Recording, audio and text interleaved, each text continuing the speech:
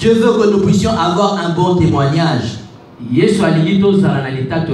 Mais l'apôtre Paul ne s'est pas arrêté là. Il a parlé des serviteurs de Dieu. Il a parlé des femmes dans l'église. Et que les femmes siègent dans la paix. Il n'est pas permis aux femmes de s'élever devant les hommes. Il n'est pas permis aux femmes d'enseigner à l'homme, mais d'écouter dans la paix. Car il dit, Adam a été formé avant Ève. Ce n'est pas Adam qui a péché, mais c'est Ève qui a péché. Il y a la première personne et il y a une deuxième personne. L'Église, Seigneur Jésus-Christ, vous demande de marcher comme lui il le veut. Votre Église est constituée des commandements, des préceptes selon l'Esprit. Pourquoi tu ne veux pas rester à ta place? Pourquoi tu veux prendre les devants? Timothée, quand il a été placé, est-ce qu'il a cherché à prendre la place de l'apôtre Paul? Qu'est-ce qui a fait qu'il a été placé? Sa conduite. Qui ont donné témoignage. Bien-aimé dans cette église, même si tu es tout au fond, si tu marches conformément à la parole de Dieu, ton témoignage te ramènera devant. C'est que Dieu a mis en toi. Personne ne peut l'enlever. Il a dit, si je tarde, veille à ses commandements. L'église, c'est tout le monde. Amen. L'église, nous sommes là pour former un corps. Nous savons que dans un corps, il y a la tête, il y a les bras, il y a les jambes. Où est ta partie? Qu'est-ce que tu es venu construire dans cette église? Es-tu venu nous donner de la distraction? Est-ce que tu es venu nous fatiguer? Est-ce que tu es venu construire quelque chose de convenable dans cette église? Que tout à chacun se regarde aujourd'hui. Qu'est-ce que j'ai apporté? Quel est mon édifice dans cette église? On ne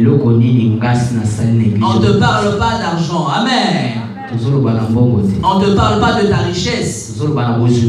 Mais l'église, en réalité, c'est ton cœur. Quelle est ta position vis-à-vis de ton Dieu? Qu'est-ce que te dit ton cœur en ce moment précis? Est-ce que tu es là pour construire cette église? Est-ce que tu es là pour que les âmes qui sont égarées dans le monde puissent venir dans cette église? Et que le dernier jour, ils puissent regagner le royaume des cieux. Quel est ton témoignage? Est-ce que le témoignage que tu donnes en dehors de cette église donne gloire à votre Dieu? Et les gens qui t'entourent à travers ton témoignage, est-ce que tu leur donnes envie de venir dans la maison de Dieu? Le conseil qui vous est donné nuit et jour, est-ce que vous le mettez en application? Et il a parlé d'Hyménée et d'Alexandre. Hyménée et Alexandre. Amen. Amen. Ils ont été donnés à Satan parce qu'ils ont blasphémé. Sachez qu'à chaque fois vous n'obéissez pas, vous n'appliquez pas les commandements, vous vous éloignez un peu plus de votre Dieu. Aujourd'hui, le Seigneur n'est pas venu pour vous châtier, mais il est venu pour te montrer le droit chemin. Il dit que c'est la colonne, l'église c'est la colonne. Amen. Qu'est-ce que la colonne? Et si ta colonne n'est pas bien formée, est-ce que tu pourras te tenir droit? Là où tu es, est-ce que tu es debout ou est-ce que tu es déjà par terre? Ta colère ne s'affranchira qu'une fois que tu marcheras conformément à la parole de Dieu. En venant ici à l'église, avec un cœur sincère. Quand il y a les mobilisations, tu viens. Quand il y a la prédication, tu viens. Quand il y a les chants, tu chantes. Quand il y a la prophétie, tu appliques. En cela, tu commences à te former. Amen. Pour que tu puisses persévérer dans la foi. Mais si tu ne viens pas à l'église, car la foi vient de ce que l'on a. Et qu'est-ce que toi tu entends? Est-ce que ce que tu entends dehors te permet d'être formé, d'être figé? Est-ce que tu mets ce qui est en application pour être formé, pour être figé? Il dit c'est la colonne. Et la vérité.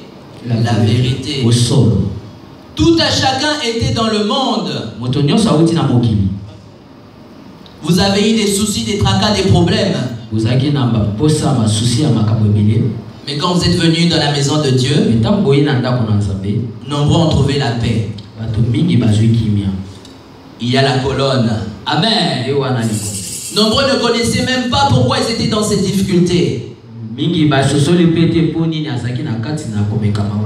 Mais à travers des messages de la vérité,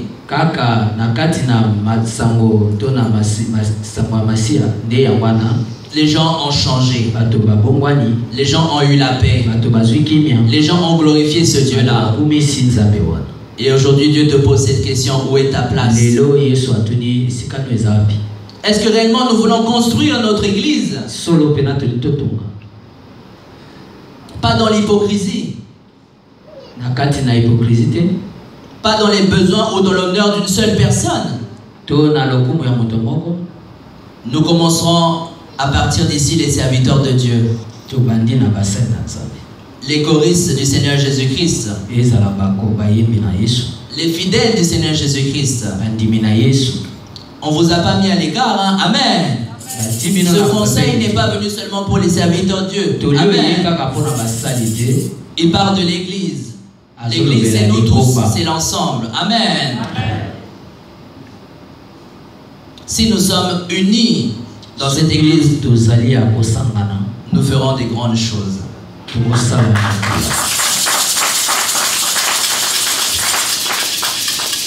Si nous sommes unis, l'Esprit de Dieu fera le reste. Tu vas te retourner, tu vas avoir une foule de personnes à travers nos témoignages. Le devoir que le Seigneur te donne cette nouvelle semaine, là ce n'est pas l'apôtre Paul qui dit si je tarde,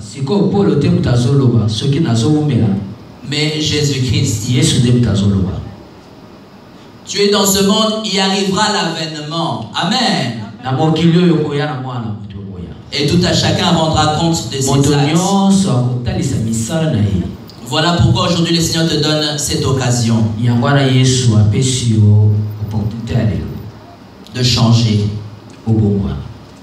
de marcher dans la vérité, selon ses préceptes, de fuir l'impudicité, de fuir l'ivrognerie, ceux qui ne sont pas conformes à cette église. Car cette église est une église formée, une église de vérité. Voilà pourquoi nous devons prêcher en esprit et en vérité. Le Seigneur ne va pas s'attarder. Que le Seigneur vous donne sa grâce, sa bonté et son amour pour l'éternité.